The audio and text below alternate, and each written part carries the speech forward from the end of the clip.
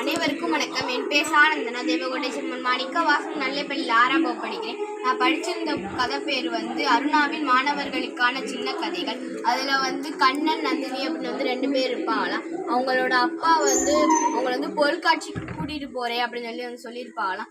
ஆனால் அவங்க அங்கே போகும்போது இடத்த மாற்றி கூட்டிகிட்டு போவாங்களாம். அப்போ நந்தினி கேட்பாங்களா, அப்பா நீங்கள் எதுக்கு இடத்த மாற்றி கூட்டிகிட்டு போகிறீங்க அப்படின்னு கேட்பாங்களாம். அதுக்கு அவங்க அப்பா சொல்லுவாங்களாம், நம்ம உண்மையான பொருட்காட்சிக்கு வந்திருக்கோம் அப்படின்னு சொல்லுவாங்களா. அதுக்கு நந்தினி உண்மையான பொருட்காட்சியா அப்படின்னு சொல்லி இங்கே சுற்றி முற்றி பார்ப்பாளாம். அப்போ தான் அவள் கவனிப்பாளா, அது ஒரு புத்தக கண்காட்சியாக இருக்குமா. அப்போ கண்ணன் அழுவானா, நான் உள்ளக்க வரமாட்டேன், நீங்கள் பொருட்காட்சி கூட்டிகிட்டு போகிறேன்னு சொல்லிட்டு இங்கே வந்திருக்கீங்க அப்படின்னு சொல்லிட்டு நிற்பானா.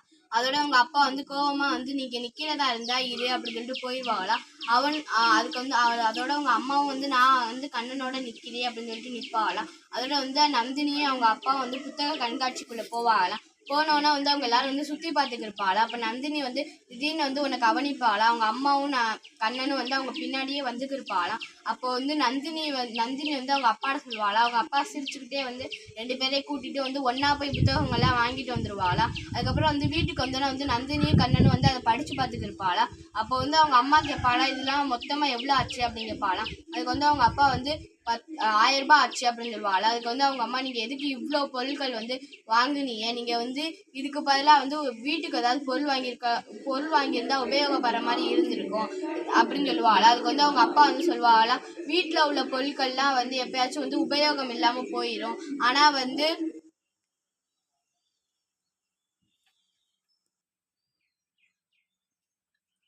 புத்தகங்கள் எல்லாமே எப்போதுமே உபயோகப்படுற மாதிரி இருக்கும் அப்படின்னு சொல்லுவாங்களா. அதுக்கப்புறம் 3 மாதம் கழிச்சு நந்தினியும் கண்ணனும் அந்த எல்லா புத்தகத்தையும் படித்து முடிச்சிருவாங்களா. அப்போ நந்தினி அவங்க அப்பாட்ட சொல்லுவாளா, அப்பா கண்ணன் உங்களை கூப்பிடுறான் அப்படின்னு சொல்லுவாளா.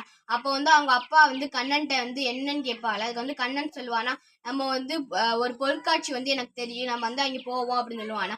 அதுக்கு அவங்க அப்பா போவோம் அப்படின்னு சொல்லுவாளா. அதுக்கு கண்ணன் ஈரோடுல இருக்கு அப்படின்னு சொல்லுவானா. அதுக்கு அவங்க அப்பா சொல்லுவாளா, ஈரோடுல எங்கே பொருட்காட்சி இருக்கு அப்படின்னு சொல்லுவாங்களாம். அதுக்கு கண்ணன் சொல்லுவானா, ஈரோடுல தான் புத்தக கண்காட்சி நடக்குது அப்படின்னு சொல்லுவாங்களா. அதோட அவங்க அப்பா சிரிச்சுக்கிட்டே நம்ம இனிமே புத்தக கண்காட்சிக்கே போவோம் அப்படின்னு சொல்லுவாங்களாம். இதுல இருந்து என்ன தெரிஞ்சுக்கிட்டோம்னா, நிறைய புத்தகங்களை படிக்கணும். நன்றி, வணக்கம்.